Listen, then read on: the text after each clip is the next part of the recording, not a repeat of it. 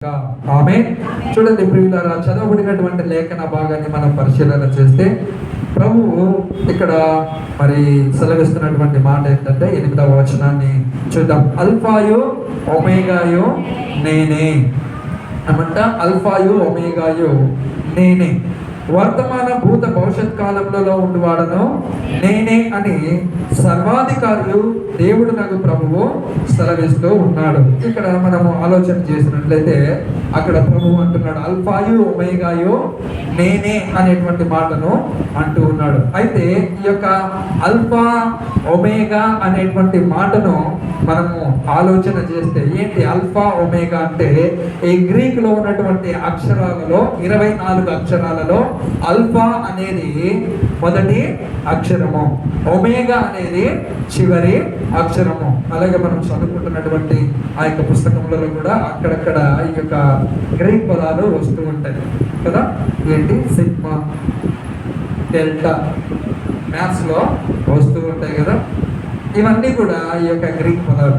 అయితే ఇక్కడ ఈయన ఏమని చెప్తున్నా, అల్ఫాయో ఒమేగాయో నేనే అంటే మొదటిది చివరిది, మొదటి వాడను కడపడి వాడను, మొదటి వాడను కడపడి వాడను అంటే నేనే ఆది నేనే అంతము. అంటే సమస్తము ఆయన ద్వారానే జరుగుతుంది, సమస్తము ఆయనతోనే ముగుస్తూ ఉంటుంది అనేటువంటి విషయాన్ని మనము జ్ఞాపకం చేసుకోవాలి. ఇక్కడ చూస్తే అల్ఫా ఒమేగా అనేటువంటి విషయాన్ని మనము అర్థం చేసుకుంటే ఆయన అన్నీ అయి ఉన్నాడు, ఆయన అన్నీ అయి ఉన్నాడు. మనకు ఇంకా ఈజీగా అర్థం కావాలంటే ఈ మాట మనం చాలాసార్లు వాడుతూ ఉంటాం కదా.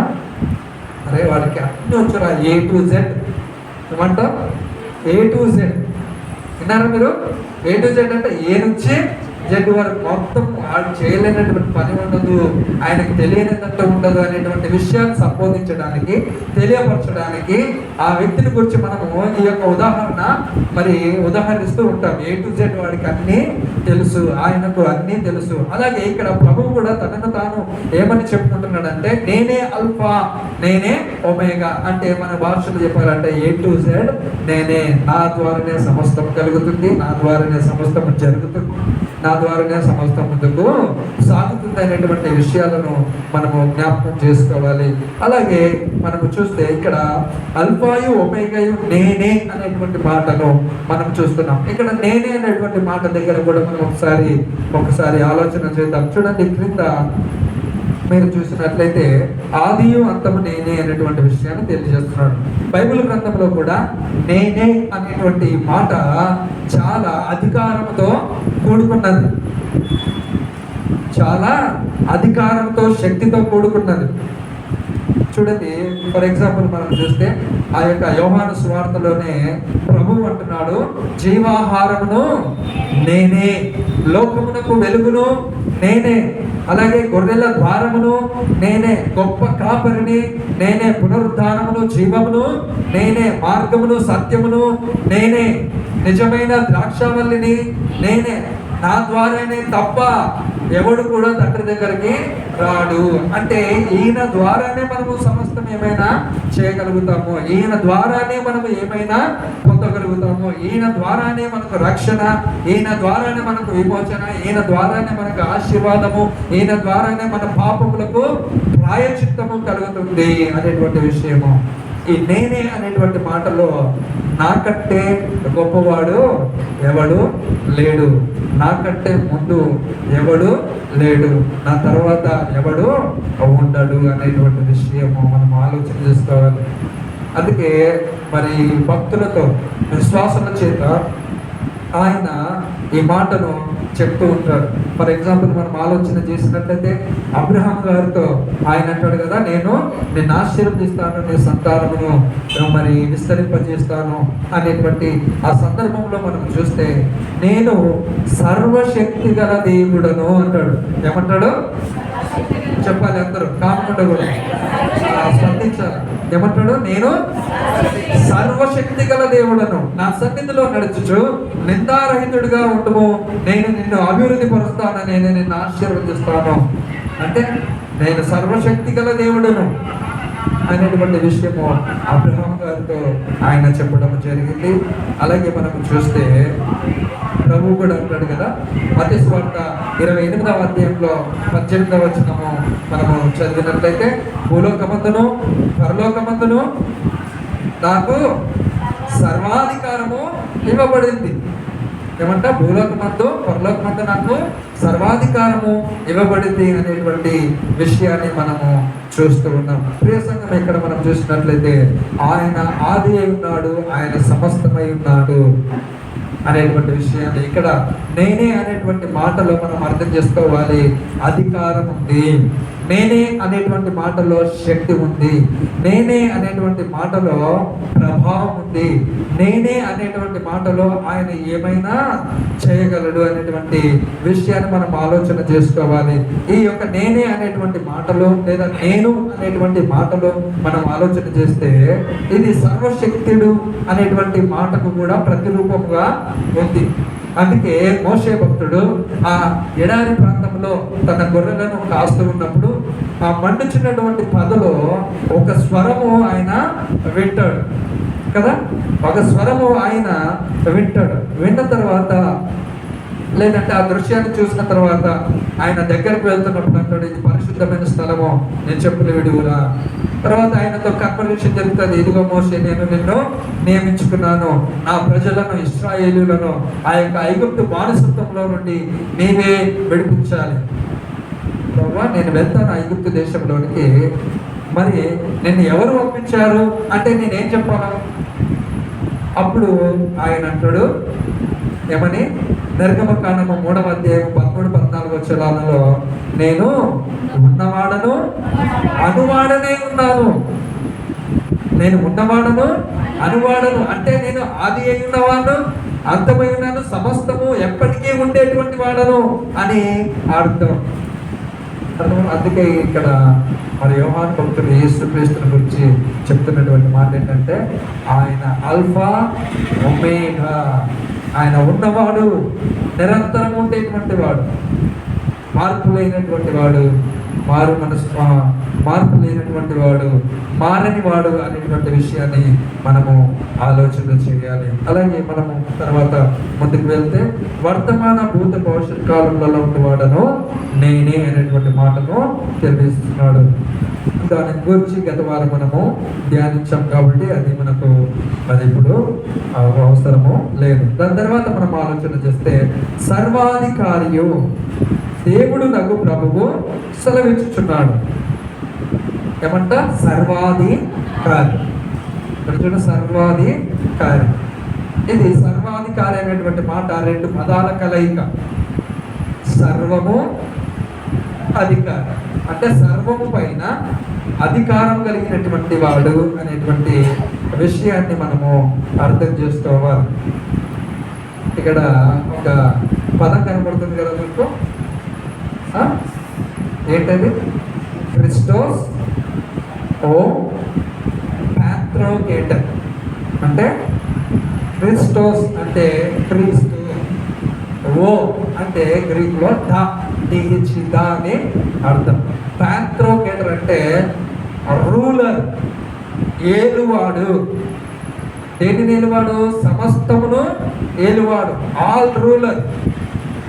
అంటే all ruler, ruler of all, almighty God అనేటువంటి విషయాన్ని ఇక్కడ సర్వాధికారి అనేటువంటి నామము చేత ప్రభువు తనను తాను చేసుకుంటున్నాడు. అంటే సర్వము పైన అధికారం కలిగినటువంటి వాడు, సర్వము పైన ఆయన మరి అజమాయిషి కలిగినటువంటి వాడు అనేటువంటి విషయం. సర్వం అంటే ఏంటి? సర్వము అంటే ఏంటి? ఈ సృష్టి సమస్తము, ఈ సృష్టిని దాటి విశ్వము మీద, అలాగే సముద్రముల మీద, సృష్టి మీద, సమస్తమైనటువంటి జీవరాశుల మీద, అధికారుల మీద, రాజ్యముల మీద, దేశముల మీద, సమస్తమైనటువంటి అన్నిటి మీద ఆయన అధికారం కలిగినటువంటి వాడు అనేటువంటి విషయాన్ని, సర్వాధికారి అనేటువంటి మాట గ్రీకులో ప్యాట్రోకేటర్ అనేటువంటి పాదము వాడడం జరిగింది. దానికి అర్థం ఏంటంటే ఆయన అన్నిటినీ ఏలేవాడు, ఆయన అన్నిటినీ పాలించేవాడు, ఆయన అన్నిటి మీద అధికారం కలిగినటువంటి వాడు, ఆయన అన్నిటినీ తెలిసినటువంటి వాడు అనేటువంటి విషయము ఇక్కడ తెలియజేస్తున్నామంటే ప్రభువు సర్వాధికారం కలిగిన దేవుడు. నీ జీవితం మీద, మన జీవితం మీద, సమస్తం మీద ఆయనకు అధికారం ఉంది. సమస్తం ఆయన ఎరిగినటువంటి వాడు. నీకు తెలియదు, నాకు తెలియదు, నీ జీవితం ఏంటో, నా జీవితం ఏంటో. ఆయనకు సమస్తము తెలుసు. ఆయన సర్వాధికారం కలిగినటువంటి. సర్వాధికారం అంటే ప్రతి ఒక్క విషయము ఆయనకు లోబడవలసిందే. ప్రతి ఒక్క విషయము, ప్రతి సమస్య, ప్రతి ఇబ్బంది, ప్రతి లేమి ఏదైనా సరే ఆయనకు లోబడవలసిందే. ప్రసంగం ఈరోజు మరి నీ జీవితంలో ఏ ఇబ్బంది నిన్ను ఏలుబడి చేస్తుంది, ఏ సమస్య నిన్ను మరి నీ మీద అది అజమాయించి పెత్తందారితనము చేస్తుంది. అయితే ఈరోజు నువ్వు గమనించుకోవాలి, సర్వాధికారి అయినటువంటి దేవుడు, సర్వశక్తిమంతుడైనటువంటి దేవుడు, సర్వశక్తి కలిగినటువంటి దేవుడు ఆయన మనతో ఉన్నాడు. ఆయన నువ్వు సేవిస్తున్నావు. నువ్వు సేవిస్తున్నటువంటి దేవుడు ఏదో చిన్న చితక మరి ఏదో నామకార్థమైనటువంటి వాడు, ఏదో ఆయన ఓకే అందరిలో ఆయన కూడా ఒకటైనటువంటి వాడు కాదు. ఆయన సర్వాధికారం కలిగినటువంటి వాడు. ఆయన సర్వాధికారి కలిగిన వాడు కాబట్టే ఆయన నామంలో వ్యాధులు వెళ్ళిపోయాయి. ఆయన సర్వాధికారం కలిగిన వాడు కాబట్టే మరణము ఆయనను బంధించి ఉంచలేకపోయింది. ఆయన సర్వాధికారం కలిగిన వాడు కాబట్టే సముద్రమును గర్జించినప్పుడు నిమ్మల పడిపోయింది. ఆయన సర్వాధికారం కలిగినటువంటి వాడు కాబట్టి వెనురేగుతున్నటువంటి ఆ గాలిని గర్జించినప్పుడు నిమ్మలమైపోయింది. ఆయన సర్వాధికారం కలిగినటువంటి వాడు కాబట్టి చనిపోయినప్పుడు ఇదిగో లే అని చెప్పినప్పుడు ఆ యొక్క ప్రేత వస్త్రముల చేత బయటకు వచ్చినటువంటి వారు లాజరు, చనిపోయినటువంటి 12 సంవత్సరాల వయసు కలిగినటువంటి ఆ యొక్క మరి యాయీరు కుమార్తె. ఆయన సర్వాధికారం కలిగినటువంటి వాడు కాబట్టి ఈ విషయాలన్నీ జరిగాయి. కనని గర్భము కనింది, ఆగిపోయిన ఆశీర్వాదములు కృపరించబడ్డాయి. ఆయనకు సాధ్యం కానిదంటూ, ఆయన చేయలేనిదంటూ ఏది లేదు అనేటువంటి అర్థమే ఈ సర్వాధికారి. ఆమేన్, హల్లెలూయా. సర్వాధికారి అయినటువంటి దేవుడికి మహిమ, ఘనత, ప్రభావములు కలుగును గాక. ఆమేన్, హల్లెలూయా. మరొక విషయాన్ని మనము ఆలోచన చేసినట్లయితే ఈ యొక్క సర్వాధికారి అయినటువంటి పదము ఈ ప్రకటన గ్రంథంలో సుమారుగా 7 సార్లు కనబడుతూ ఉంటుంది. 7 సార్లు మనకు కనబడుతూ ఉంటుంది అనేటువంటి విషయాన్ని మనం జ్ఞాపకం చేసుకోవాలి. చూడండి, ఆదికాండము 17వ అధ్యాయం 1వ వచనంలో మరి అబ్రహాం గారికి ప్రభువు సెలవిస్తున్నాడు కదా. 17వ అధ్యాయం 1వ వచనము చదవడమా త్వరగా.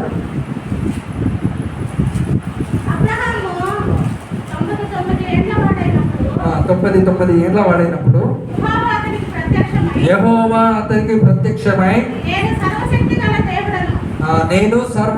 గల దేవుడను, నా సన్నిధిలో నడుచుచు నిందారహితుడవై ఉండము అనేటువంటి విషయాన్ని తెలియజేస్తున్నాడు. అలాగే అది ఆదికాండము 35వ అధ్యాయము 11వ వచనాన్ని మనము చదివినట్లయితే అక్కడ కూడా ఒక విషయం మనకు కనబడుతూ ఉంది. మరియు దేవుడు నేను సర్వశక్తి గల దేవుడను, నీవు ఫలించి అభివృద్ధి పొందుము. అలాగే నిర్గమకాండము 6వ అధ్యాయము 3వ వచనం. నిర్గమకాండము 6వ అధ్యాయము 3వ వచనము. నేను సర్వశక్తి గల దేవుడను పేరున అబ్రహాము, ఇస్సాకు, యాకోబులకు ప్రత్యక్షమైతిని. ఏమంటా? నేను సర్వశక్తుడు అనేటువంటి దేవుని పేరిట ఎవరికి ప్రత్యక్షమయ్యాడంట? అబ్రహాము, యాకోబులకు. ఆయనే మనకు ప్రత్యక్షమయ్యాడు. ఆయనే మనలను రక్షించాడు. ఆయనే మనలను విమోచించాడు అనేటువంటి విషయాన్ని మనము అర్థం చేసుకోవాలి. దాని తర్వాత మనం 9వ వచనాన్ని ఒకసారి ఆలోచన చేస్తే 9వ వచనంలో అంటున్నాడు, మీ సహోదరుడును యేసును బట్టి కలుగు శ్రమలోను, రాజ్యములోను, సహనములోను పాలివాడనైనా యోహానను నేను దేవుని వాక్యము నిమిత్తమును, యేసును గురించిన సాక్ష్యం నిమిత్తమును పద్మాసు దీపమున పరమాసునైతుంది. ఇక్కడ యోహాను గారు మరొక మారు తనను తాను తెలియజేసుకుంటున్నాడు. ఏమనంటే, నేను మీ సహోదరుడను. ఏమంట? సహోదరుడు. ఎవరితో ఉంటున్నాడు? ఎవరితో ఉంటున్నాడు? ఆ శ్రమ పడుతున్నటువంటి, ఆ హింసలో పాలు పొందుతున్నటువంటి ఆ సంఘముల చేత ఆయన మాట్లాడుతున్నాడు. అతని కాలంలో ఎవరైతే ఉన్నారో, దాని తర్వాత మరి ఎవరైతే ఉంటూ ఉన్నారో వారందరితో, అంటే నీతోనూ నాతోనూ ఆ సంఘములన్నిటితోనూ ఆయన మాట్లాడుతున్నాడు. నేను మీ సహోదరుడును. సహోదరుడు అంటే దేనిలో సహోదరుడు? సహోదరుడును వారిని ఎవరు పిలుస్తాం? సహోదరుడు అని ఎవరిని పిలుస్తాం? ఎవరు పిలుస్తాం? మన తల్లికి పుట్టినటువంటి వారిని పిలుస్తాం. అంతేనా? అది ఎగ్జాంపుల్ కదా. ఇక్కడ కూడా అదే అర్థం వచ్చేటువంటి మాటను ఇక్కడ ఆయన వాడడం జరిగింది. చూడండి, ఈ యొక్క సహోదరుడు అనేటువంటి మాటని మనం ఆలోచన చేస్తే, అడల్ఫాస్ ఏంటి? అడల్ఫాస్ దానికి అర్థం ఏంటంటే గర్భము. గర్భము అంటే నీవు నేను ఒకే గర్భములో నుండి వచ్చినటువంటి వారము. నీవు నేను ఒకే రక్తములో కడగబడినటువంటి వారము. నీవు నేను ఒకే దేవుడిని ఆరాధించేటువంటి వారము. నీవు నేను ఒకే దేశమునకు చెందినటువంటి వారము. నీవు నేను ఒకే జాతికి చెందినటువంటి వారము అనేటువంటి అర్థం సహోదరుడు అనేటువంటి అర్థం. అందుకే ఆయన అంటున్నాడు, నేను మీ సహోదరుడును. చూడండి, అయితే ఇక్కడ మనం ఆలోచించాలి, సంఘంలో ఉన్నటువంటి వ్యక్తులందరూ కూడా ఎలా ఉండాలి తెలుసా? సహోదరులుగా, సహోదరులుగా ఉండాలి.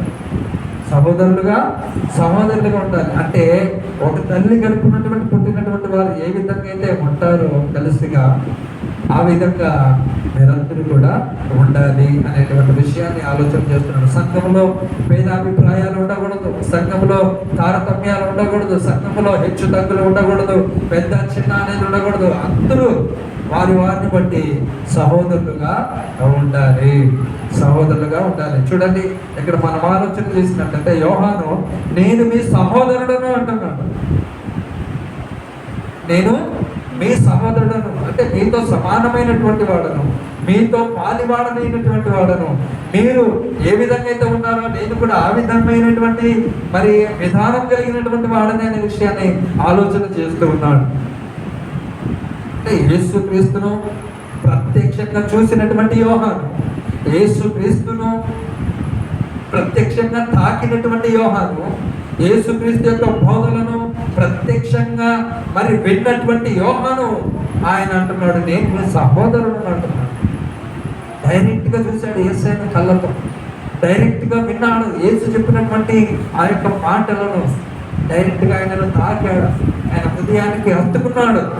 ఎంత గొప్ప ఆధిక్యత, ఎంత గొప్ప ఉన్నతమైనటువంటి అనుభవము. అయితే అటువంటి వ్యక్తి అంటున్నాడు, నేను కూడా మీ వంటి వాడని. ఇంకొక మరి చాలా స్పష్టంగా అర్థమయ్యే భాషలో చెప్పాలంటే, నేను కూడా మీ వంటి వాడని, మీ సహోదరుడు. ఆ మాట చెప్పడానికి గల కారణం ఏంటంటే, మనమందరము ఒకే క్రీస్తు రక్తం ద్వారా కడగబడ్డాము. గొప్పది పేదది ఏది తేడా లేదు. మనమందరం క్రీస్తులో సహోదరులము, మనమందరం క్రీస్తులో సమానమైనటువంటి మరి అనుభవం కలిగినటువంటి వారము అనే విషయాన్ని మనము జ్ఞాపకం చేసుకోవాలి. దాని తదుపరి మనం ఆలోచన చేస్తే మరి హెబ్రీయులకు రాసినటువంటి పత్రిక 13వ అధ్యాయం 1వ వచనము, రోమీయులకు రాసినటువంటి పత్రిక 12వ అధ్యాయం 10వ వచనాలలో కూడా మరి దేవుని యొక్క వాక్యం సెలవిస్తుంది కదా.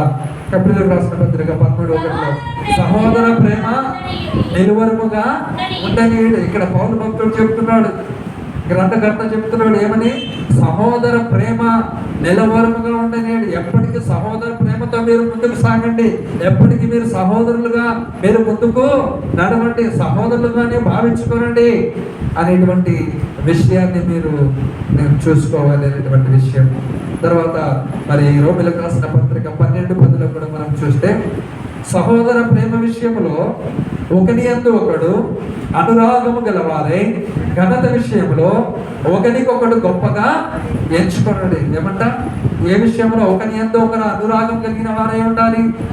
సహోదర ప్రేమ విషయంలో అంటే రక్షింపబడినటువంటి ప్రతి వ్యక్తి, క్రీస్తు రక్తంలో కలిగినటువంటి ప్రతి వ్యక్తి కూడా అతడు పక్క వ్యక్తిని, ఇతరులను, తన తోటి విశ్వాసులను, తన తోటి జత పని వారిని, తన తోటి యొక్క సహోదరులను ఎలాగ చూడాలంట? అనురాగముతో చూడాలి. వీడు, ఇతను, ఈయన, ఈమె నా సహోదరి, నా అక్క, నా తమ్ముడు, నా అన్న అనేటువంటి భావంతోనే చూడాలి. హెచ్చు తక్కువలతో చూడకూడదు అనేటువంటి విషయాన్ని మనము ఆలోచన చేయాలి. దేవునికి మహిమ కలుగును గాక. ఆమేన్. హల్లెలూయా. అలాగే మనము ముందుకు వెళ్ళినట్లయితే దాని తర్వాత ఆయన అంటున్నాడు, యేసుని బట్టి కలుగు శ్రమలోను, రాజ్యములోను, సహనంలోను పాలివాడనైన నేనంటే యోహాను. ఏమంట? దేనిలో ఆయన పాలివాడై ఉన్నాడంట? దేవుని యొక్క రాజ్యములోను, శ్రమలోను, సహనంలో. ఎవరిని బట్టి కలిగాయి ఆ శ్రమలు? యేసుని బట్టి కలిగాయి. యేసుని బట్టి ఏం కలుగుతాయి చెప్పాలి అందరూ. యేసుని బట్టి ఏం కలుగుతాయి? గట్టిగా చెప్పండి. ఏం కలుగుతాయి? అది ప్రధానమైనటువంటి విషయం. ప్రధానమైనటువంటి విషయం కదా. యేసుని బట్టి శ్రమలు కలుగుతాయి. ఎందుకు శ్రమలు కలుగుతాయి? ఎందుకు యేసుని బట్టి శ్రమలు కలుగుతాయి అంటే ఈయన అంటాడు ఏమని? మీరు పరిశుద్ధులుగా ఉండండి, పవిత్రులుగా ఉండండి, మరి యథార్థముగా ఉండండి, అందరినీ సహోదరులుగా సహోదరులుగా చూడండి, ఇదిగో మీ పాపములను ఒప్పుకునండి. పాపములను ఒప్పుకోమంటా ఏం పాపం చేశారు అన్నారు కదా యూదులు ఏమన్నారు? మేము పాపం చేసామా? మేము అబ్రహాం సంతానం అన్నారు. మేము సరిగ్గా జీవించండి అయ్యా అని చెప్పినందుకు. సో ఆ కారణాన్ని బట్టి అంటే లోకమంతా ఒక్కటిగా వెళ్తుంది, నీవు ఒక్కటిగా వెళ్తున్నావు. సో ఒకడు ప్రత్యేకంగా ఉన్నప్పుడు 99 మందికి ఏం కలుగుతుంది? ఖచ్చితంగా వేష కలుగుతుంది. ఖచ్చితంగా వేషం కలుగుతుంది. అంటే మేమందరము జ్ఞానవంతులము, వాడొక్కడు అడుగురు అని. మేమంతా ఎవరికి జ్ఞానవంతులము అంటే మీరు అర్థం చేసుకోవాలి కదా.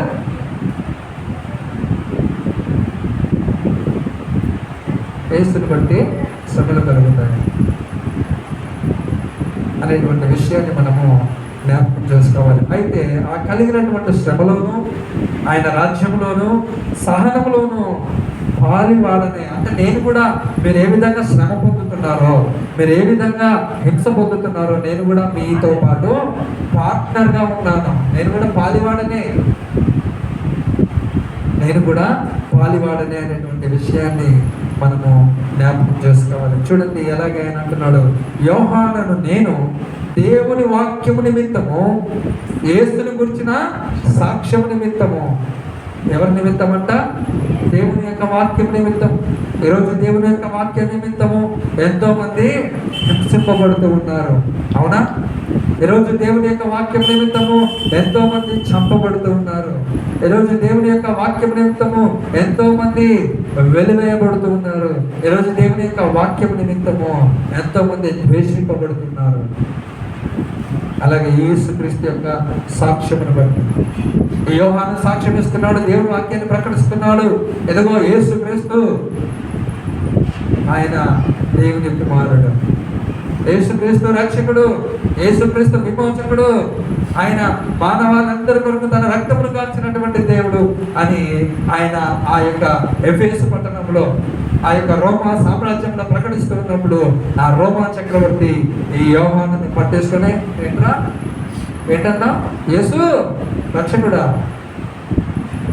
ఇప్పుడు రక్షిస్తాడు. ఎలా రక్షిస్తాడు? రేపు బంధించడు అని. యేసుని బట్టి, దేవుని వాక్యం నిమిత్తము, యేసుక్రీస్తు యొక్క సాక్ష్యం నిమిత్తము ఇతడు ఏమయ్యాడంట? పద్మాసు దీపమున, పద్మాసు అనేది ఒక ప్రాంతం. ద్వీపము అంటే ఏంటంటే మధ్యలో భూభాగం ఉంటుంది, దాని చుట్టూ నీళ్ళు ఉంటాయి, దానిని ద్వీపం అంటారు. ద్వీప కల్పం అంటే ఏంటంటే దాని భూభాగం చుట్టూ మూడు వరుసలు మాత్రమే, 3 చోట్ల మాత్రమే నీళ్ళు ఉంటుంది ఒక భాగము. మన ఇండియా ద్వీపకల్పం. మన ఇండియా మ్యాప్ చూసారా? మన ఇండియా ద్వీపకల్పము. మన ఇండియా కింద ఉన్నటువంటి ఒక దేశం ఉంది శ్రీలంక, అది ద్వీపం. అంటే దాని చుట్టూ నీళ్ళు ఉన్నాయి. మన ఇండియా 3 చుట్టూ అంటే తూర్పు వైపు లేదంటే 3 భాగాల వైపు నీళ్లు ఉన్నాయి. అంటే ఈయన పద్మాసు అనేటువంటి దీపం అంటే ఆ చుట్టూ కూడా ఈ యొక్క పద్మాసు అనేటువంటి దీపం చుట్టూ వాటర్ ఉన్నాయి. ఇది ఏజియన్ అనేటువంటి సముద్రంలో అనేక ద్వీపాల సమూహంలో, అంటే ఆ సముద్రంలో అనేకమైనటువంటి ద్వీపాలు ఉన్నాయి. వాటిలో ఇది ఒకటి. ఆనాటి రోమా సామ్రాజ్యము, ఆనాటి రోమా చక్రవర్తి, ఆనాటి రాజు డొమిషియస్ అనేటువంటి రాజు ఈ యోహానును లేదంటే ఆ రోమా చక్రవర్తులు ఎవరైతే తమకు వ్యతిరేకంగా మాట్లాడేవారో, ఎవరైతే తమ యొక్క రాజ్యానికి వ్యతిరేకంగా మాట్లాడేవారో, ఎవరైతే ఆ చక్రవర్తికి వ్యతిరేకంగా మాట్లాడేవారో, ఎవరైతే సమాజంలో మరి ఉన్నటువంటి వారిని వ్యతిరేకమైనటువంటి కార్యకలాపాల చెంత తిప్పేటువంటి వారో వారిని ఆ ప్రాంతంలో ఉండకుండా ఈ దూరంగా ఉన్నటువంటి పద్మాసు దీపంలో వారిని భర్తీ చేసేటువంటి వారు.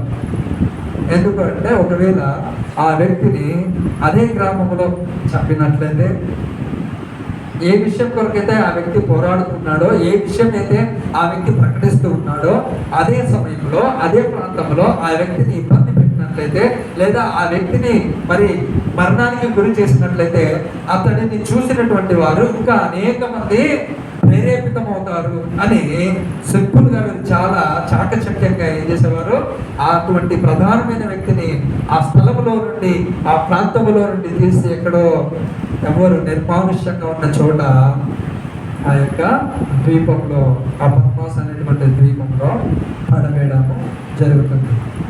ఎందుకు యోహానుని అక్కడ పడవేయడం జరుగుతుందంటే, ఈ రోమా చక్రవర్తులు, ఈ రోమా రాజులు తమను తాము దేవుడితో సమానముగా ఎంచుకునేటువంటి వారు.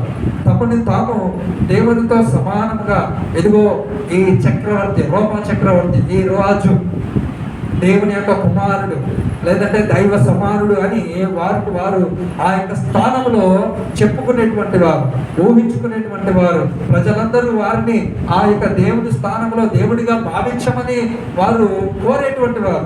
అయితే క్రైస్తవులు అనేటువంటి వారు, యోహాను అనేటువంటి వాడు, ఇదిగో ఎవరు కూడా దేవుడికి సమానమైనటువంటి వాడు కాదు. రాజు అయినా, చక్రవర్తి అయినా, అధికారి అయినా, ఎవడైనా కానీ యేసుక్రీస్తే ఈ యొక్క లోకమునకు దేవుడు, యేసుక్రీస్తే రక్షకుడు. ఆయనతో సమమైనటువంటి వారు ఎవరు లేరు. ఆయనే నిజమైనటువంటి దేవుడు. ఈ యొక్క మాటలను, ఈ యొక్క సత్య స్వార్థను వారు ప్రకటిస్తున్నప్పుడు ఈ అధికారులకు, ఈ రాజులకు, చక్రవర్తులకు ఏమయ్యేది? ఒక ఆలోచన వచ్చేది, మీరు ఇలాగ చెప్పాడంటే నా అధికారానికి ముప్పు, వీడు ఇలాగే వెళ్ళి వదిలేస్తే నా రాజ్యానికి ప్రమాదము, వీడిని ఇలాగే వదిలేస్తే వీడు అనేకులను, ఈ విధమైనటువంటి చక్రవర్తి దేవుడు కాదు, రాజు దేవుడు కాదు, దేవుడు యేసుక్రీస్తు ప్రభువారి దేవుడు అనేటువంటి విషయాన్ని తెలుసుకొని రాజుకి ఇవ్వవలసినటువంటి గౌరవమును, ఆ విధంగా ఏదైతే తనను తాను దేవుడిగా అనుకుంటున్నాడో ఆ వ్యక్తిని అలాగ చూడకుండా ఒక సాధారణమైనటువంటి వ్యక్తిగా చూస్తారు అనేటువంటి ఆ యొక్క ఆలోచన కలిగి యోహాను గారిని ఏం చేశారు? పద్మాసు దీపంలోనికి చెరగా తీసుకొని వెళ్ళిపోయాడు. ఎఫెసు అనేటువంటి పట్టణం నుండి ఈ యొక్క పద్మాసు అనేది సుమారుగా 46 కిలోమీటర్లు. ఎన్ని కిలోమీటర్లు? 46 కిలోమీటర్లు. ఇంగ్లీష్లో ఒక సామెత ఉంది ఏంటంటే, out of sight out of mind. అంటే కనబడకుండా ఉంటే అంటే ఆలోచనలో ఉండదు. కనబడకుండా ఉంటే ఆలోచనలో ఉండదు అనేటువంటి విషయం కదా. నేను కూడా లాస్ట్ ఇయర్ కాక అంతకుముందు ఇయర్ ఉద్యోగం చేసేవాడిని కదా. సో ఉద్యోగం మానేసిన తర్వాత ఒక నెల రోజు కొంతమంది మా కోలీగ్స్ నాతో పనిచేసేటువంటి వారు ఏం చేసి ఎలా ఉన్నా, ఏం చేస్తున్నాం, అది ఇది అనే విషయాలన్నీ చర్చించుకునేవారు. కొంచెం నెలలు గడిచిపోయాయి, అయిపోయింది. ఇప్పుడు ఫోన్ చేసేవాడు ఒక్కరు లేదు. అంటే ఏంటి? Out of mind, out of sight, out of mind. అంటే కనబడకుండా ఉంటే కనుమరుగైపోతారు, కనబడకుండా చేస్తే కనుమరుగైపోతారు అనేటువంటిది. అందుకే యోహాను గారిని ఆ ప్రాంతంలో ఉండకుండా పద్మాసు దీపంలో తీసుకొని వెళ్ళడము జరిగింది. చూడండి, ఆయన అంటున్నాడు కదా, పరవాసినైతిని. అంటే ఎఫెసు పట్టణంలో నుండి పద్మాసు దీపంలో ఆయన ఉంటాడు. ఈ యొక్క పద్మాసు దీపము రాళ్లతో కూడబడినటువంటి, కొండలతో కూడబడినటువంటి ప్రాంతము. ఈ రోమా సైనికులు అక్కడ ఉన్నటువంటి ఖైదీలను ఎక్కువగా పని చేయించుకునేటువంటి వారు.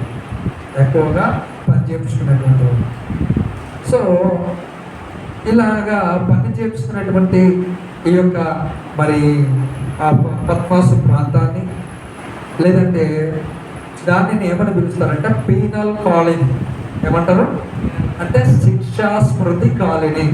ఎవరైతే వ్యతిరేకంగా చేస్తారో వారందరినీ అక్కడ తీసుకొని వెళ్తారు. అంటే ఖైదీలందరికీ కూడా ఒక ప్రాంతంలో ఉంచుతారు. దానిని కాలనీ, శిక్షా స్మృతి కాలనీ అనేటువంటి విషయం. ఈ బ్రిటిష్ వారు కూడా మన భారతదేశానికి వారు వచ్చి ఉన్నారు కదా, వారు కూడా ఎవరైతే వారికి వ్యతిరేకంగా తిరిగేవారో వారిని కూడా ఈ బ్రిటిష్ వారు ఈ ద్వీపాలకి తరలించేటువంటి వారు, పోరాడకుండా. అండమాన్ ద్వీపాలు తెలుసు కదా, దాంట్లో రోజ్ ఐలాండ్ అని ఉంది. ఎవరైతే బ్రిటిష్ వారు వ్యతిరేకంగా తిరిగారో వారందరినీ అక్కడ బంధించేటువంటి వారు. ఇప్పుడు ఆ ప్రాంతాన్ని సుభాష్ చంద్రబోస్ కాలనీ అని పిలుస్తున్నారు. చూడండి, ఇక్కడ మనం ఆలోచన చేసినట్లయితే ఈ రోమా ప్రభుత్వము అంటే కనబడకుండా దూరంగా వెళ్తే పని ఆగిపోతుంది. ఏమైపోతుంది? పని ఆగిపోతుంది, దేవుని వాక్యం ఆగిపోతుంది, రక్షణ గురించిన సువార్తను ఆగిపోతుంది అనేటువంటి ఆలోచన కలిగినటువంటి వారు. అందుకే ఏం చేస్తున్నారు? ప్రస్తుత కాలంలో కూడా ఇటువంటి విషయాలే జరుగుతూ ఉన్నాయి. ఇటువంటి విషయాలే జరుగుతుంది. ప్రకటించకూడదు, ప్రకటిస్తే శిక్ష, చదివితే శిక్ష, ప్రార్థన చేసుకుంటే శిక్ష అనేటువంటి విషయాల చేత ఈ ప్రభుత్వం అంటే మన నరేంద్ర మోడీ ప్రభుత్వం అనే కాదు, లోకంలో ఉన్నటువంటి ప్రభుత్వాలన్నీ కూడా ఈ విధమైన చర్యలే చేస్తాయి ఖచ్చితంగా. సో ప్రకటించకుండా ఉంటే ఎవరికి తెలియదు, అంతే కదా. ప్రకటించేవాడు లేకపోయిన ఎడల ఎవడు తెలుసుకోగలడు? ప్రకటించేవాడు లేకపోయిన ఎడల ఎవడు గ్రహించగలడు? అందుకు ఈ యోహానును పద్మాసు దీపానికి చెరగా తీసుకుని వెళ్ళారు. 10వ వచనాన్ని మనం చదువుదాం. ప్రభువు దినమందు ఆత్మవశుడనై ఉండగా ఊరాధ్వని వంటి గొప్ప స్వరము నీవు చూచుచున్నది పుస్తకములో రాసి ఎఫెసు, స్ముర్న, పెర్గము, థుయతైర, సార్దిస్, ఫిలదెల్ఫియా, లవొదికీయ 7 సంఘములకు పంపుమని చెప్పుతున్నాను. ఇంకా పెట్టింది. ప్రియ సంఘం, ఇక్కడ మనం ఒకవేళ ఆలోచన చేయాలి, ఒక విషయాన్ని గురించి ఆలోచన చేయాలి. ఏంటి ఆ విషయం? రోమా ప్రభుత్వం అనుకున్నది ఏమని? యోహానును ఈ పట్టణంలో నుండి తరిమేసి దూరంలో పెడితే ఈ వార్త ఆగిపోతుంది అని. అయితే ప్రభువు ఆ ఒంటరితనంలో కూడా, ఎవరు లేనటువంటి ఆ యొక్క ప్రాంతంలో కూడా యోహానుతో ఎవరున్నారు? దేవుడున్నారు. ఆయన ఖచ్చితంగా నీతో ఉంటాడు, ఖచ్చితంగా నీతో ఉంటాడు. ఈ లోకం నిన్ను వెలివేయచ్చు, నీ బంధువులు నిన్ను వెలివేయచ్చు, ఇంకా ఏదైనా జరగచ్చు. అయితే నిన్ను విడువని దేవుడు ఒకడున్నాడని నువ్వు జ్ఞాపకము చేసుకోవాలి. ఏ విధంగా యోహాను గారికి దేవుడు ప్రత్యక్షమయ్యాడు. యోహానుతో దేవుడు ఉన్నాడు. యోహానుతో దేవుడు మాట్లాడుతూ ఉన్నాడు. అదేవిధంగా మరి మీతోనూ నాతోనూ ఆయన మాట్లాడేది దేవుడు. అది మనకు సంతోషమైనటువంటి విషయం. ఆయన విడువని దేవుడు కాదు. అందుకే నిన్ను విడువను ఆయన భయం ఉన్నాడు. ఎక్కడ ఉన్నా, ఏ పరిస్థితిలో ఉన్నా, ఎటువంటి స్థితిలో ఉన్నా ఆయనను నమ్మినటువంటి వారిని ఆయన విడిచిపెట్టేటువంటి వాడు కాదు. అందుకే యోహాను గారితో మాట్లాడుతున్నాడు. ఆ రోమ ప్రభుత్వం అనుకుంది ఇక ఇతనితో మాట్లాడేవారు ఎవరు ఉండరు, వాక్యం ఆగిపోతుంది. ఇక్కడ మన సమస్య తీరిపోయింది. వీడిని దూరం పంపించేస్తాం, లేదా వీడిని చంపేశాం, లేదా వీడు పని చేయకుండా వీడు ప్రకటించకుండా ఆపేశాం. కానీ అటువంటి పరిస్థితుల్లో ప్రభు అతనితో మాట్లాడాడు. లోకము ఎంత కష్టతరమైనటువంటి పరిస్థితులలోనికి నిన్ను వెట్టివేసిన, నిన్ను వెలివేసిన ప్రభువు నీతో మాట్లాడుతాడు. ప్రభువు నీతో ఉంటాడు. ఆయన సన్నిధి ఎల్లప్పుడూ నీతో నాతో ఉంటుంది. ఒకవేళ యోహాను వలె ఒంటరిగా నిర్మానుష్యంగా, అంటే ఏం చేయాలో పారిపోక అటువంటి పరిస్థితుల్లో ఎవరైనా ఉంటే వారికి చెప్పేటువంటి మాట, లేదా దేవుడు ఇచ్చేటువంటి వాగ్దానం అంటే, నేను నీతో ఉన్నాను. అందరూ విడిచిపెట్టినా నేను నీతో ఉన్నాను. అందరూ వెలివేసినా నేను నీతో ఉన్నాను. ఎవరు ఏమి చేయకపోయినా నేను నీతో ఉన్నాను. నీతో మాట్లాడతాను, నీతో సహవాసము చేయడానికి ఆయన మనతో ఉన్నారు అనేటువంటి విషయాన్ని మనము జ్ఞాపకము చేసుకోవాలి. చూడండి, అదే విషయాన్ని మనము ఆలోచన చేస్తే కదా, ఈ యోహాను గారు కలిగినటువంటి అనుభవాన్ని మనం ఆలోచన చేస్తే, ఆయన ఒంటరితనంలో ఉన్నాడు. ఎవరి కొరకు? దేవుని వాక్యం నిమిత్తం, క్రీస్తు యేసు సాక్ష్యం నిమిత్తము. అలాగే ఈ లోకములో ముందుకు సాగుతూ ఉన్నప్పుడు, నేను ఈ లోకములో ముందుకు వెళ్తూ ఉన్నప్పుడు ఒంటరితనం అనేది, ఎడబాటు అనేటువంటి కాలాలు, పరిస్థితులు ఖచ్చితంగా వస్తాయి. అటువంటి పరిస్థితులలో, అటువంటి గాఢాంధకారమైన సమయంలో, లోకమంతా విడిచిపెట్టిన సమయంలోనూ ప్రభువు మన వెన్నంటి ఉంటాడు అనే విషయాన్ని మనము మర్చిపోకూడదు. బైబిల్ గ్రంథంలో మనం చూస్తాం కదా, ఒంటరి అయినటువంటి వ్యక్తుల చేత, గాఢాంధకారం ఉన్నటువంటి వ్యక్తులను, అలాగే భయంతో కూడినటువంటి వ్యక్తులను ప్రభు ఏ విధంగా దర్శించాడు. యాకోబు తన సహోదరుని దగ్గర నుండి ఏం చేయాలో తెలియక పారిపోతూ ఉన్నప్పుడు ఒక చోట దేవుడు ప్రత్యక్షమవుతాడు. ఆయన అంటాడు, నేను బేతేలు దేవుడను, ఇదిగో నిన్ను ఖచ్చితంగా నేను ఆశీర్వదిస్తాను, ఖచ్చితంగా నిన్ను బలపరుస్తాను, ఖచ్చితంగా నేను కాపాడుతానని యాకోబుతో వాగ్దానం చేశాడు. అలాగే దానియేలు సింహాల బోనులో ఒంటరిగా ఉన్నప్పుడు ఆయన తన దూతను పంపి రక్షించాడు. అలాగే ఆయన ఒంటరితనంలో, లేదంటే నిస్సహాయ స్థితిలో ఉన్నటువంటి తన బిడ్డలను ఎన్నడూ వెననాడువాడు కాదని ఈ విషయం ద్వారా మనము జ్ఞాపకము చేసుకోవాలి. దేవునికి మహిమ కలుగును గాక. ఆమేన్. హల్లెలూయా, హల్లెలూయా. చూడండి, 12-13 వచనాలను చదివితే త్వరగా, ఇది వినగా నాతో మాట్లాడుచున్న స్వరం ఏమిటో అని చూడగలిగితే, తిరుగగా 7 సువర్ణ దీపస్తంభములను, ఆ దీపస్తంభముల మధ్యను మనుష్య కుమారుని పోలిన యొక్కనే చూచితిని. ఆయన తన పాదములు పట్టుకుని దిగుచున్న వస్త్రము ధరించుకొని రొమ్మునకు బంగారు దట్టి కట్టుకొని ఉండెను. చూడండి, ఒక స్వరం వినబడింది. ఇదిగో యోహాను, నేను చెప్పేటువంటి విషయాలు సంఘాలకి రాయి అని గొప్ప స్వరముతో వినబడినప్పుడు, గొప్ప స్వరము అంటే ఏంటి?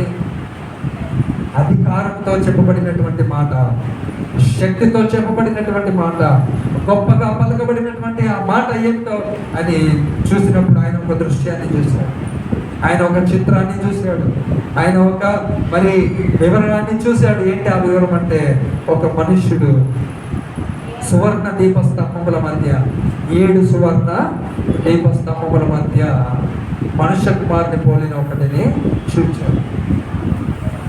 ఎక్కడంట? 7 సువర్ణ దీపస్తంభం. ఏంటి 7 సువర్ణ దీపస్తంభం? మీరు 20వ వచనాన్ని మీరు చదివితే, 7 దీపస్తంభములో సంఘమునకు ప్రతిరూపంగా ఉన్నాయి. సంఘమును చెప్తూ ఉన్నాడు. ఈ 7 దీపస్తంభములు ఏంటంటే సంఘము. ఆ 7 దీపస్తంభముల మధ్య ఎవరున్నారంట? మనుష్య కుమారుని పోలినటువంటి ఒక వ్యక్తిని చూశాడంట. ఆ మనుష్య కుమారుని పోలినటువంటి వ్యక్తి ఎవరు? ప్రభు అయినటువంటి యేసు క్రీస్తు. సంఘముల మధ్య ఎవరున్నారు చెప్పండి? సంఘములో ఎవరున్నారు? యేసు క్రీస్తు ప్రభు వారు ఉన్నారు. సంఘముల మధ్య ఆయన ఉన్నాడు. సంఘాన్ని కనిపెడుతూ ఉన్నాడు. సంఘంలో ఎవరు ప్రార్థిస్తున్నారు కనిపెడుతూ ఉన్నాడు. సంఘంలో ఏ పరిస్థితులు, ఎవరు ఏ పరిస్థితుల్లో ఉన్నారో ఆయన ఉంటూ ఉన్నాడు అనేటువంటి విషయం. అలాగే ఈ యొక్క సంఘముల మధ్య మనుష్య కుమారుని పోలినటువంటి ఒక వ్యక్తిని చూశాడు కదా. మనం ఆలోచన చేస్తే ఈ యొక్క మరి సంఘము ఏంటి? రక్షింపబడినటువంటి వ్యక్తులకు సాదృశ్యంగా ఉంది. మనుష్య కుమారుడైనటువంటి వాడు యేసుక్రీస్తు ప్రభువునకు సాదృశ్యంగా ఉన్నాడు. యేసుక్రీస్తు ఈ లోకమునకు వెలుగై ఉన్నాడు. దీపస్తంభములు కదా, 7 దీపస్తంభములు. ఆ దీపస్తంభములు దేనికి గుర్తు? వెలుతురుకు గుర్తు. సంఘము ఏ విధముగా ఉండాలి? ఏ విధంగా ఉండాలి అంటే వెలుగు చేత నింపబడాలి. వెలుగు చేత నింపబడాలంటే ఆ సంఘములో ఎవరు ఉండాలి? వెలుగైనటువంటి దేవుడు ఉండాలి. అందుకే ఆయన సంఘముల మధ్య సంచరిస్తున్నాడు. తన సంఘమును వెలుగుతో నింపడానికి, తన సంఘమును చీకటిలో నుండి దూరపరచడానికి, తన సంఘమును మరలా తన మహిమ ప్రభావం చేత ఉండడానికి. అందుకే అనేక చోట్ల ఆయన చెప్తాడు కదా, నేను లోకమునకు వెలుగై ఉన్నాను, నేను లోకమునకు వెలుగై ఉన్నాను. ఆయన చెప్తూ మీరు లోకమునకు వెలుగై ఉన్నారు. సంఘము వెలుగు సంబంధమైనటువంటి క్రియలు చేసేదిగా ఉండాలి. సంఘము వెలుగు సంబంధమైనటువంటి కార్యాలు చేసేదిగా ఉండాలి. సంఘము వెలుగు సంబంధమైనటువంటి స్వభావం కలిగినటువంటిదిగా ఉండాలి. వెలుగు సంబంధమైనటువంటి స్వభావం ఏంటి? వెలుగు సంబంధమైనటువంటి స్వభావం ఏంటి? వెలుగు స్వభావం ఏంటి? యేసుక్రీస్తు యొక్క స్వభావం. యేసుక్రీస్తు యొక్క స్వభావం యేసుక్రీస్తుని కలిగి ఉంటారు. చూడండి, అందుకే కొన్ని విషయాలను మనం ఆలోచన చేస్తే యేసుక్రీస్తుని గురించి ప్రవక్తలు ఈ విషయాన్ని తెలియజేస్తారు. యెషయా గ్రంథము 9వ అధ్యాయము 2వ వచనం. త్వరగా యెషయా గ్రంథము 9వ అధ్యాయము 2వ వచనం.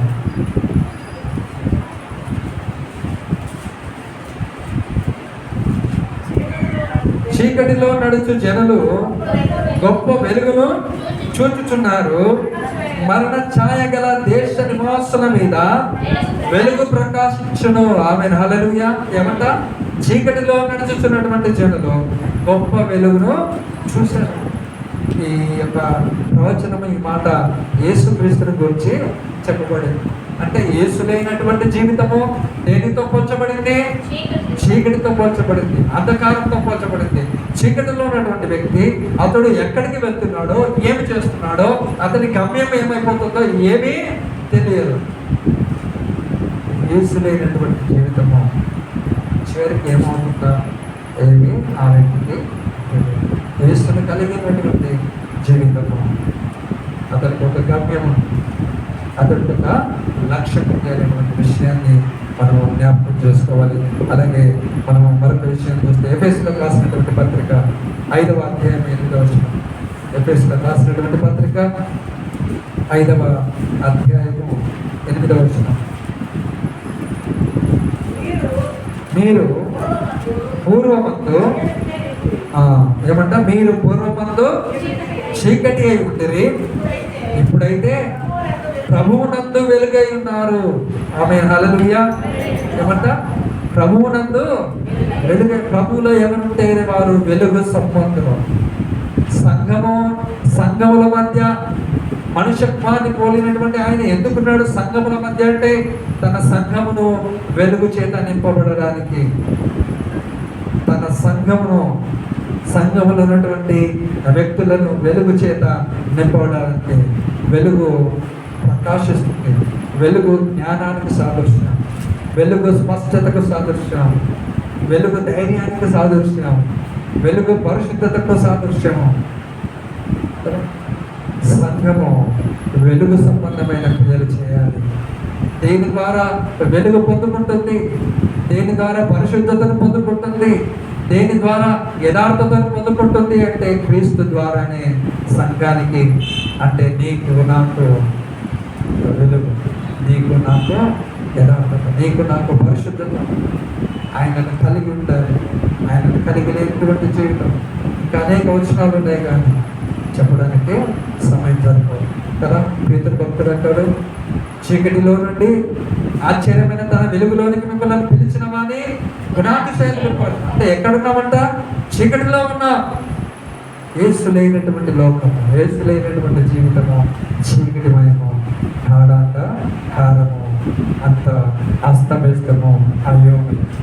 అందుకే సంఘము అయోమయంతో ఉండకూడదు, గందరగోళంతో ఉండకూడదు, అంధకారంలో ఉండకూడదని వెలుగైనటువంటి దేవుడు సంఘముల మధ్య ఉన్నాడు. ఎక్కడైతే తిరుమల కోరింటారో వారి మధ్యలో ఇక్కడ ఉంటారు. వారిని వెలిగింపజేయడానికి, వారిని బ్రతికింపజేయడానికి, వారిని పునరుద్ధరించడానికి, వారిని పరిశుద్ధపరచడానికి సంఘమా ఈ విషయాలను మనము ఆలోచన చేసుకోవాలి. దాని తర్వాత పాదముల మట్టుకు దిగుచున్న వస్త్రం అంటే యాజకుడు ఏ విధంగా అయితే, చూడండి నేను వేసుకున్నా కదా వస్త్రము, ఏ విధంగా అయితే మరి పాదముల మట్టుకు దిగుతుందో అంటే ఇది యాజకత్వానికి గుర్తు. ఆయన యాజకత్వానికి గుర్తు. అలాగే బంగారు దండి అది రాజరికానికి, అధికారానికి గుర్తు. అంటే ఆయన యాజకత్వం కలిగినటువంటి వాడు, ఆయన అధికారం కలిగినటువంటి వాడు, ఆయన వెలుగు అయినటువంటి వాడు, ఆయన సర్వాధికారి అయినటువంటి వాడు, ఆయన నిత్యము మహిమ చేత నింపబడినటువంటి వాడు అనేటువంటి విషయాన్ని యోహాను భక్తుడు మనకు తెలియజేస్తున్నాడు. ప్రియ సంగమా, ఈ యొక్క సమయంలో తన ముసుకుంటే ఒకసారి ఆలోచన చేద్దాం. చెప్పబడినటువంటి వాక్య భాగాన్ని ఆయన సర్వాధికారి అయినటువంటి దేవుడు. యేసు నిమిత్తము, సంఘము నిమిత్తము, దేవుని వాక్యము నిమిత్తము శ్రమ కలుగుతుంది. అయితే నువ్వు గుర్తించుకోవాలన్న విషయం ఏంటంటే ఆయన సర్వాధికారి, ఆయన అన్నిటి మీద అధికారం కలిగినటువంటి వాడు. అడిగండి, ప్రభువా నా జీవితం మీద సర్వాధికారము నీకు అప్పగిస్తున్నానయ్యా. దేవుని వాక్యం సెలవిస్తుంది కదా, కుమారుడా నీ యొక్క జీవితం మీద ఆయనకు అధికారం, నా అధికారమునకు ఒప్పుకొనము, నా అధికారమునకు నీ జీవితమును అప్పగించము, అప్పుడు నీ త్రోవలన్నీ సరళమవుతాయని సర్వాధికారి అయినటువంటి దేవుడు సెలవిస్తున్నాడు. నువ్వు జయించలేనటువంటి సమస్య, నీకు అర్థం కానటువంటి సమస్య ఏదైనా ఉందా? అయితే సర్వాధికారి అయినటువంటి దేవుణ్ణి అడుగు. ఆయన సర్వము మీద విజయమును అనుగ్రహించేటువంటిది. ఆయనకు కానిదంటూ, ఆయన చేయలేనిదంటూ, ఆయనకు సాధ్యం కానిదంటూ, ఆయనకు అర్థం కానిదంటూ ప్రియ సంగమా ఏది లేదు. అడుగు. ఇదిగో ప్రభువా నేను వెలిగించబడాలి తండ్రి, నన్ను వెలిగించండి. చీకటిలో నుండి నన్ను అయానైనా ప్రభువా వెలిగించండి. చీకటి యొక్క క్రియలలో నుండి నన్ను వెలిగించండి. నీ యొక్క వెలుగు నా మీద ప్రకాశింపజేయండి. నీ వెలుగు నా కుటుంబం మీద ప్రకాశింపజేయండి. వెలుగు సంబంధమైనటువంటి క్రియలను చేస్తూ దేవా నేను వెలుగును గురించి, యేసును గురించి, దేవుని వాక్యమును గురించి సాక్ష్యం ఇవ్వడానికి నీ కృపను నాకు చూపించండి ప్రభువా. పరిశుద్ధాన్ని కృప కలిగిన యేసయ్య చెప్పబడినటువంటి వాక్య భాగం కొరకు ప్రార్థన చేసుకున్నాను. పరిశుద్ధ కృప కలిగిన దేవాన్ని పొందనాను. ఈ సమయంలో ప్రభు ఇంతవరకు మీరు మాతో ఉండినారా, నీ వాక్యం ద్వారా మాతో మాట్లాడారు. ఇదిగో సంఘమునకు శ్రమ కలుగుతుంది. సంఘములో ఉన్నటువంటి ప్రతి ఒక్కరూ సహోదర ప్రేమ కలిగినటువంటి వారే ఉండాలని, ఒకవేళ మాటలో హెచ్చు తగ్గులు, తారతమ్యాలు, భేదాభిప్రాయాలు, చిన్న చూపు ఉంటే దానిని తొలగించుకున్నట్టు సహాయం దయించింది. నీకు అప్పగించడానికి సహాయం దయించింది. ఒంటరితనములోనూ నిస్సహాయ స్థితిలోనూ మాతోనే ఉంటామని, ఎల్లప్పుడూ మాతో ఉంటామని ప్రభు యుగ సమాప్తి వరకు నేను మీతో కూడా ఉంటానని వాగ్దానం చేసిన దేవా నీకు స్తోత్రం. మమ్మల్ని వెలిగించండి, చూపించండి. విన్నటువంటి ప్రతి హృదయాలను ఈ వాక్య భాగము మా హృదయాలలో ఫలించినట్లుగా సహాయము దయచేసి మీరు మహిమ పొందమని యేసుక్రీస్తు అతి పరిశుద్ధమైన నామములో ప్రార్థించి వేడుకొని పొందిన మా పరమ తండ్రి. ఆమేన్.